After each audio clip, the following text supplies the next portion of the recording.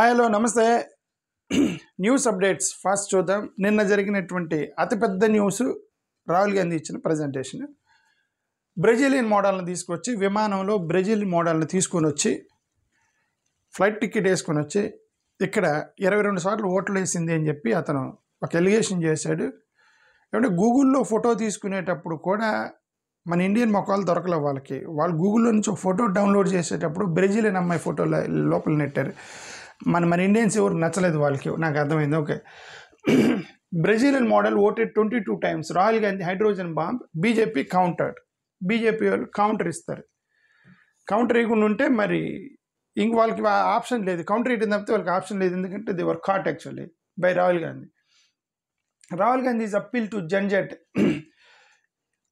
మరి జన్జట్ని మీరు జన్జట్ ఎక్కడున్నారు? జన్జట్ మొత్తం కూడా ఉద్యోగాలు లేకుండా ఇప్పుడు ఒకటి చేశారండి. జన్జట్ని కమాన్ జన్జట్ అంటున్నాడు కానీ ఇతను ఎవరు ముందుకు రావట్లేదు. ఎందుకంటే అసలు ఎవరికి ఉద్యోగాలు లేవండి. ఈ యువకులు ఎప్పుడు రోడ్ల మీద కడుపు నిండా అన్నం తిన్నవాడు రోడ్ల మీదకి వస్తాడు. కడుపు నిండా అన్నం తిన్నవాడు ఆకలితో మండేవాడు. రేపు పొద్దున్న నేనేం పని చేయాలి, ఏం చేయాలి, పిల్లల్ని ఏం చేయాలి, పిల్లలు ఆ టెన్షన్లో ఉన్నాడు. ఎవడు వస్తాడు రోడ్ల మీదకి వచ్చి ధర్నాలు చేయడానికి? ఎవడు రాడు. ఇతను పాపం జన్జట్ అన్నాడు. Gen Z doesn't have jobs. They are busy in searching for jobs. లేదు, జాబ్ దొరకలేదు. మన రీసెంట్గా ఎవరో ప్రజెంటేషన్లో ఎవరో అన్నారు, they stopped searching for jobs. Prashant Bhushan గారు చెప్పిన వీడియో. ప్రశాంత్ భూషణ్ గారు అదే ఆ వీడియో సర్క్యులేట్ ఇప్పుడు నా ఛానల్స్ దెబ్బకొట్టింది. అది ఆయన చెప్పాడు. దాంట్లో యువకులకు ఉద్యోగాలు లేక they stopped searching for jobs అట. ఇక ఉద్యోగాలు ఎత్తుక్కోవడం వేస్ట్ అని చెప్పి దేశంలో ఆగిపోయారు పిల్లలు జాబులు అనేది అనమాట. ఇప్పుడు నేననేది కూడా అదే. బట్ పొలిటికల్ మీటింగ్స్కి వస్తున్నారు వేల మంది, లక్షల మంది పొలిటికల్ మీటింగ్స్కి వస్తున్నారు. ఎందుకంటే వాళ్ళకి అక్కడ ఏదో ఒక బిర్యానీ ప్యాకెట్, క్వార్టర్ ప్లస్ డబ్బులు ఇస్తున్నారు. కాబట్టి ఉద్యోగాల్లో వీళ్ళు ఏం చేస్తారు, రోడ్ల మీదకి వస్తున్నారు. ఉద్యోగాలు ఉంటే ఎవడు రాడు. ఎవడు ఆఫీస్లో ఉంటాడు. ఉద్యోగం చేసుకున్నాడు, ఆఫీస్లో ఉండాలి. స్టూడెంట్స్ కాలేజీలో ఉండాలి. ఏమంటారు, హౌస్ వైఫ్లు ఇళ్ళలో భర్తలకి ఏదో వాళ్ళ బిజీలో వాళ్ళు ఉంటారు. మరి పొలిటికల్ మీటింగ్ వేల మంది వస్తున్నారంటే indication that these are all unemployed.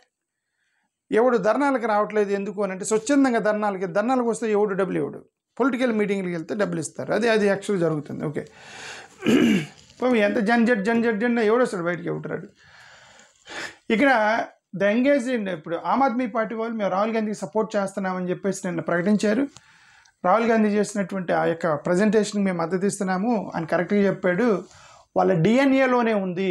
ఇట్లా ఒక చిన్న ఛాన్స్ ఉన్నా సరే చీటింగ్ చేస్తారు, అది వాళ్ళ డిఎన్ఏలోనే ఉంది అని చెప్పేసి అతను నిన్న ఆమ్ ఆద్మీ పార్టీ వాళ్ళు చెప్పారు.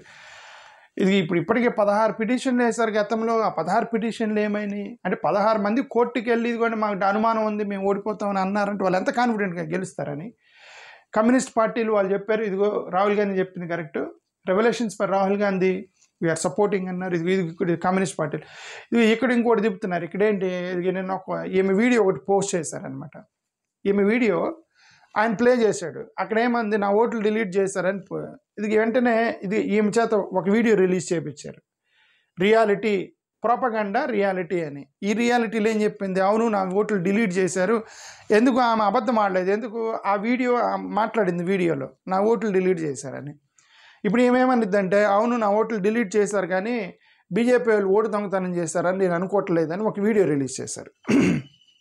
ఇప్పుడు ఈయన బీజేపీ వాళ్ళు ఓటు చోరీ చేశారా లేదా అనే ఈమె అభిప్రాయము గురించి కాదు కదా అతను మాట్లాడింది. బీజేపీ వాళ్ళు ఓటు చోరీ చేశారా లేదా అనేది ఈమె ఏమనుకుంటుంది, ఈమె అభిప్రాయం ఏంటి అనేది ఇక్కడ ఇష్యూ కాదు. ఈమె ఓటు తీసేశారని నేను ప్రజెంట్ చేశాడు. ఈమె కూడా నా ఓటు తీశారు కరెక్టే, కానీ ఓటు దొంగతనం చేశారని నేను నమ్మట్లేదు అని వీడియో రిలీజ్ చేయించారు. నీ నమ్మకం ఎవరికి కావాలి, నీ ఓటు తీసేశారా లేదా? ఈయన చెప్పింది నీ ఓటు తీసేశారని, నువ్వు చెప్పావు నీ ఓటు తీసేశారని. ఓటు తీసేశారు కదా ఇండియన్ సిటిజన్స్కి. ఆల్రెడీ ఏది ఎలక్షన్, లోక్సభలో ఎలక్షన్లో ఓటు వేసింది, విధానసభకు వచ్చేసరి ఓటు తీసేశారు. ఇప్పుడు అతనిలో అతని క్లారిటీ ఉంది. వీళ్ళు ఊరికే చెప్తున్నారు అతను వ్యతిరేకంగా. అతను ఏం చెప్పాడు, ఆమె ఏం చెప్పింది కరెక్టే. ఇంక ఇది అంతే ఏంది, కొంతమంది సపోర్ట్ చేశారు. ఇదిగో మహారాష్ట్రకు సంబంధించిన వాళ్ళు కొంతమంది సపోర్ట్ చేశారు రాహుల్ గాంధీకి. కర్ణాటక సిద్ధరామయ్య ఏమన్నాడు, జ్ఞానేష్ కుమార్ పాపం చేశాడు, ఆ పాపానికి ప్రతిఫలం అనుభవిస్తాడు ఆయన సిద్ధరామ్. ఇది ఇక్కడ ఏమన్నాడు ఈయన రాహుల్ గాంధీ హెచ్ ఫైల్స్ చాలా షాక్కి గురి చేశానని చెప్పి స్టాలిన్ చేసిన ఒక స్టేట్మెంట్ రాహుల్ గాంధీకి మద్దతు ఇస్తుంది దానికి సంబంధించి. ఓకే, ఆదిత్య థాకరే, మహారాష్ట్ర నుంచి ఆదిత్య థాకరే, ఇది I'm supporting Rahul Gandhi because the manipulations took place in మన వీళ్ళు చేసినటువంటి statement. It is good that వీళ్ళందరూ ఒక అన్యాయాన్ని వ్యతిరేకించడానికి దేశం మొత్తం పోరాడుతున్నారు. ఇది ఎన్నేబుల్ వాళ్ళు మనసు సెల్యూట్ చేయాలి వాళ్ళు. Why no Congress agents raised objection. ఇప్పుడు ఈసీ వాళ్ళతో సమస్య ఏంది? ఈసీ వాళ్ళు ప్రజెంటేషన్ వినరా? రాహుల్ గాంధీ వింటారు, ప్రజెంటేషన్ మొత్తం విననట్టుగా మళ్ళీ నటిస్తారు. అదే కదా మనం ఆమ్ ఆద్మీ పార్టీ ఒక చిన్న ఛాన్స్ ఉన్నా సరే వాళ్ళు దాన్ని వాడతారని. ఇప్పుడు ఇక్కడ చిన్న ఛాన్స్ వీళ్ళు ఏమంటారంటే, నువ్వెందుకు రైజ్ చేయలేదు? ఏమంటే నాకు ఇంగ్లీష్ సరిగా రాదు, నాకు హిందీ కూడా సరిగా రాదు, ఏదో ఇంగ్లీష్ ఛానల్ పెట్టి ట్రై చేస్తున్నాను, మధ్య మధ్యలో ఇంగ్లీష్ మాట్లాడుతున్నాను, కానీ ఐఎమ్ నాట్ వెరీ ఫ్లూయెంట్. నిజంగా ఇంగ్లీష్ నిజంగా బాగా ఇంగ్లీష్ వచ్చినా నన్ను బండబూతులు తెస్తారు నా ఇంగ్లీష్ చూసి. నాకు అర్థమైంది రాహుల్ గాంధీ ఏం మాట్లాడాడు. వీళ్ళకి అర్థం కాలేదు అతను ఏమన్నాడు. అప్పుడు ఒక జర్నలిస్ట్ అడిగింది, ఏమంటే మరి మీరు ఎందుకు అబ్జెక్షన్స్ రైజ్ చేయలేదు అని ఒక జర్నలిస్ట్ అడిగితే ఆయన ఏమన్నాడు, లాస్ట్ మూమెంట్లో రిలీజ్ చేస్తారు, దాంట్లో ఇవన్నీ జరుగుతాయి అన్నాడు. ఎలక్షన్ ఇంకా లాస్ట్ మూమెంట్లో ఎలక్షన్ ఉందనగా లాస్ట్ ఫైనల్ లిస్ట్ ఉందే, ఆ ఫైనల్ లిస్ట్లో యాడ్ చేస్తారంటే ఈ దొంగే మొత్తం. ఆ ఫైనల్ లిస్ట్లో యాడ్ అంటే ఒక 1 month ముందు వచ్చింది. వీళ్ళందరూ కూడా ఎలక్షన్ క్యాంపెయిన్లో ఉంటారు, ఎవడి పైన వాటర్ అయిపోతుంది, క్యాంపెయినింగ్, ఇళ్ళకి తిరిగే దండం పెట్టి ఓటేండి అనుకునేవాడు ఓటర్ లిస్ట్ చేస్తూ కూర్చోరు కదా. వాళ్ళు క్యాంపెయిన్లో ఉన్నప్పుడు లాస్ట్ వేస్తారట.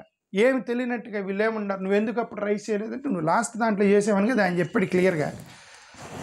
ఓకే, వాళ్ళు విన్నారు కదా ఇతను ప్రజెంటేషన్ని, విని మళ్ళీ నువ్వెందుకు రైజ్ చేయలేదు అని అంటే, రైజ్ చేసే టైం లేనప్పుడు మీరు రిలీజ్ చేస్తున్నారని ఆల్రెడీ చెప్పాడు నిన్న అతను ప్రజెంటేషన్లో.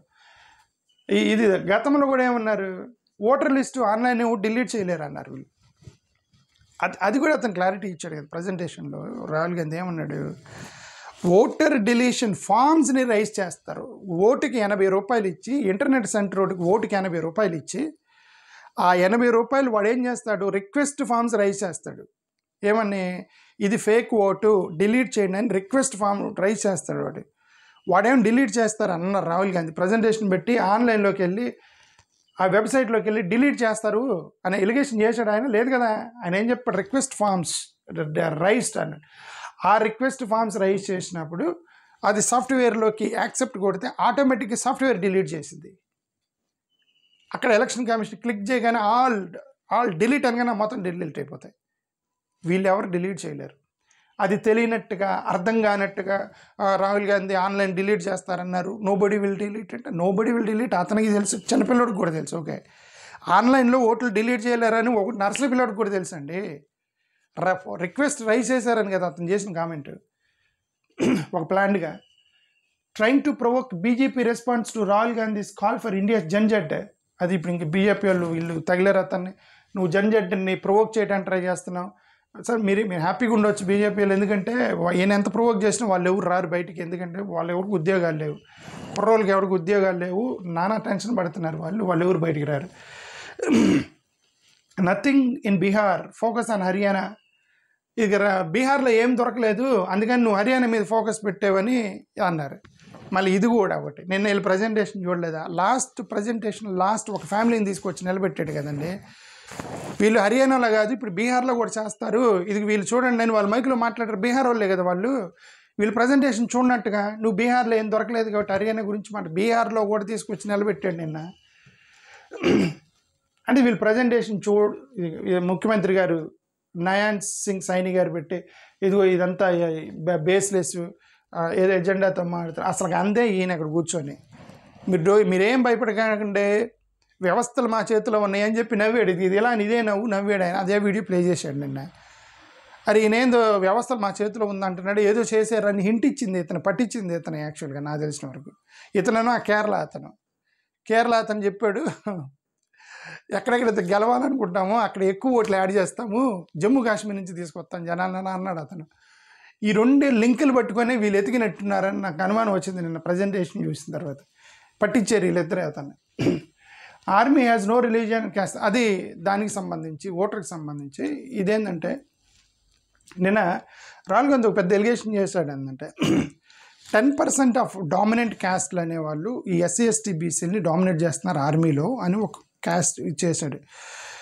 అంటే డామినేట్ చేస్తున్నారని కాదు, వీళ్ళకి మీరు అవకాశం ఇట్లా ఎస్సీ ఎస్టీ బీసీలకి మీరు అవకాశం ఇట్లా ఆర్మీలో ఏదో వీళ్ళు జవాన్లుగా బార్డర్ సెక్యూరిటీలు అక్కడెక్కడ కూర్చొని పనిచేస్తున్నారు తప్ప ఆ హయ్యర్ పోస్టులు ప్రమోషన్స్లో మీరు ఎస్సీ ఎస్టీ బీసీలకి ఇవ్వట్లేదు, క్యాస్ట్ ఫీలింగ్ ఉంది ఆర్మీలో అని ఒక ఎలిగేషన్ చేశాడు రాహుల్ గాంధీ. ఇప్పుడు ఈయన రాజ్నాథ్ సింగ్ గారు అంటాడు నువ్వు ఆర్మీలో నువ్వు క్యాస్ట్ ఫీలింగ్ ఎలా తీసుకొస్తావు, సో షేమ్ అంటాడు. ఆర్మీలో అయినా ఎడ్యుకేషన్ డిపార్ట్మెంట్ అయినా ఆర్మీ అయినా ఎన్నికలైనా అసలు దేశంలోనే క్యాస్ట్ ఫీలింగ్ అనేది banned according to article 15 of Indian constitution. They should not be any discrimination based on caste, creed, religion అని ఉంది కదా రేసు అంటే ఆర్టికల్ 15లో. మరి దేశం మొత్తం మీద మనం పడుకునేటప్పుడు తినేటప్పుడు లేచేటప్పుడు మొత్తం ఎక్కడ చూసినా క్యాస్ట్ మతమే కదా భారతదేశంలో. బట్ అది రాజ్యాంగంలో తీసేశారు. ఓకే, అక్కడ రూల్ వేరు పాటించడం వేరు. ఆర్మీలోకి క్యాస్ట్ ఫీలింగ్ ఉండకూడదని అతను చెప్పింది కూడా, ఆర్మీలో క్యాస్ట్ ఫీలింగ్ ఉండకూడదు అందరికీ అవకాశాలు ఇవ్వండి అన్నాడు. నువ్వు సో షేమ్ ఆర్మీలో క్యాస్ట్ గురించి మాట్లాడతావనంటే దేశంలోనే మాట్లాడకూడదని బ్యాన్ చేశారు. ఆయన ఉంది కదా ఉన్నది చెప్తున్నాడు అతను. Don't drag army into politics Rajnath Singh ji ఈయన అన్నారట. ఇది ప్రియాంక గాంధీ గారు ఏమేమంటారంటే ఆయన ఆర్మీ గురించి మాట్లాడలేదు, మీ వ్యవస్థ గురించి మాట్లాడాడు అని అది వాళ్ళ అన్నని సపోర్ట్ చేస్తే ఒక స్టేట్మెంట్ ఇచ్చింది. మీరు డిసప్పాయింటెడ్ యశ్వంత్ సిన్హా చూడండి ఆర్మీలోకి క్యాస్ట్ని తీసుకొచ్చాడు, క్యాస్ట్ డిబేట్ తీసుకొచ్చాడు రాహుల్ గాంధీ అని. ఆర్మీయే కాదండి అని చెప్పాడు కదా. యాంకర్లో ఒక్కరు కూడా అపరకమైన వాళ్ళు లేరు యాంకర్స్లో. సీఈఓలుగా ఒకరు కూడా లోయర్ కమ్యూనిటీ వాళ్ళు యాంకర్స్ ఎవరు లేరు, లోయర్ కమ్యూనిటీస్ ఎవరు సీఈఓలు లేరు, లోయర్ కమ్యూనిటీస్ ఎవరు కంపెనీలు పెట్టడానికి అవకాశం ఇవ్వట్లేదు. అదే అతను రోజు మాట్లాడుతున్నాడు. దాంతోపాటు ఇప్పుడు ఆర్మీని ఎత్తాడు. అక్కడ ఆర్మీలో కూడా ఇదే జరుగుతుందని చెప్పాడు ఆయన. ఇది వైఎస్ఆర్సీపీకి సంబంధించిన ఒక ఎమ్మెల్యే మీద కేసు పెట్టారు. నిన్న జగన్మోహన్ రెడ్డి గారు ఒక విజిట్కి వెళ్తే అక్కడ బ్లాక్ చేశాడట, హైవే మీద బ్లాక్ చేశారని. ఇది ఈ కేసుల దండయాత్ర వైసీపీ మీద టీడీపీ వాళ్ళు చేస్తూనే ఉన్నారు. ఒకటైతే అర్థమైంది, ఓకే కేసు పెట్టారు ఇంకొకటి ఎమ్మెల్యే మీద. ఈయన కేరళ పినరాయి విజయన్ గారు మేము ఎస్ఐఆర్ని అపోజ్ చేస్తున్నామని కోర్టుకి వెళ్తున్నారు. మొన్న తమిళనాడు వాళ్ళు వెళ్ళారు కోర్టుకి, ఇప్పుడు వీళ్ళు వెళ్తున్నారు కేరళ వాళ్ళు. ఓకే, మన రేవంత్ రెడ్డి గారు ఒక స్టేట్మెంట్ చేస్తే నిన్న కాంట్రవర్సీ చేశారు. ఏమని కాంగ్రెస్ ఉంటేనే ముస్లిమ్స్ ఉంటారు అని అన్నాడట. కాంగ్రెస్ ఉంటేనే ముస్లిమ్స్ ఉంటారు, కాంగ్రెస్ ఉంటే మరి దాంట్లో తప్పేందో నాకేదో అర్థం కాదు. అది కాంట్రవర్సీ చేసి తెలంగాణలో ఈయన ట్రోల్ చేస్తున్నారు. కాంగ్రెస్ ఉంటేనే ముస్లిమ్స్ ఉంటారు అని అంటే మరి ఎక్కువ మంది వాళ్ళ తరపున మాట్లాడుతుంది ఫైట్ చేస్తుంది కాంగ్రెస్ వాళ్ళే కదా కంపారిటివ్లీ భారతీయ జనతా పార్టీ. వాళ్ళు ముస్లిమ్స్కి రైట్స్ లేవంటే వీళ్ళు ఉండాలని కొట్లాడుతున్నారు. అందుకని నేనేమన్నాడు కాంగ్రెస్ ఉంటేనే మీ ముస్లిమ్స్ ఉంటారు భయ్ అని అన్నాడు ఇతను. Revanth BRS BJP working together to defeat Congress candidate in Jubilee hills. ఈ బీజేపీ బీఆర్ఎస్ కలిసిపోయినాయి మా కాంగ్రెస్ వాళ్ళని ఓడించడానికి అని మన ఉత్తమ్ కుమార్ రెడ్డి కూడా అన్నారు. వీళ్ళందరూ నాన్ సెక్యులర్ అన్నీ కలిసి మా సెక్యులర్ పార్టీ ఓని కాంగ్రెస్ దాని మీద అటాక్ చేస్తున్నారని చెప్పి నేను ఒక ఆయన ప్రసంగిస్తే అది కూడా చెప్పారు. నేను ఇది ఒక పెద్ద కామెడీ ఏంటంటే సిబిఐ ఈడీ అనేది ఇండిపెండెంట్గా పనిచేస్తాయి మా ఎన్డీఏ ప్రభుత్వంలో అన్నారు. మరి ఇది కామెడీ, మరి ఇది కామెడీ పోటీలు పంపిస్తే ఫస్ట్ ప్రైజ్ దీనికే.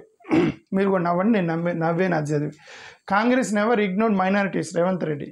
అది మైనారిటీస్ కాంగ్రెస్ వాళ్ళు ఎప్పుడు చేయలేదని తెలంగాణ జూబ్లీ హిల్స్ ఎన్నికల్లో చెప్పినటువంటి ఇది డిఎంకేకి సంబంధించి నేను బయటకు వచ్చాడు విజయ్ గారు. ఈయన బయటకు వచ్చి 41 మంది చచ్చిపోయారు, అది నా వల్ల చనిపోలేదు, డిఎంకే వల్ల చనిపోయింది, వాళ్ళు గవర్నమెంట్ సెక్యూరిటీ ఇవ్వలేదు అని. సరే ఇది గవర్నమెంట్ సెక్యూరిటీ ఇవ్వలేదు అని అంటే ఇంక మరి చనిపోయారు, మరి ఈయన మీటింగ్లోనే కదా చనిపోయారు, నా వల్ల చనిపోలేదంటే ఇది ఇంతవరకు సౌత్ ఇండియా న్యూస్. ఇవి సౌత్ ఇండియా న్యూస్ నేను ఈ ఛానల్లో పోస్ట్ చేస్తున్నాను. నార్త్ ఇండియా న్యూస్కి ఆ ఛానల్కి వెళ్ళండి, నేను ఆ ఛానల్లో పోస్ట్ చేస్తాను. నార్త్ ఇండియాలో ఏం జరిగింది అనేది అప్డేట్ అక్కడ ఇస్తాను ఒక 2-3 నిమిషాలు. Thank you. ఈ వీడియోకి ఫస్ట్ కామెంట్ ఆ ఛానల్ లింక్ ఇస్తాను. ఆ ఛానల్కి నేను మిమ్మల్ని ఎందుకు డైవర్ట్ చేయడానికి ట్రై చేస్తున్నానంటే ఈ ఛానల్ అన్సర్టనిటీ అని చెప్పాను.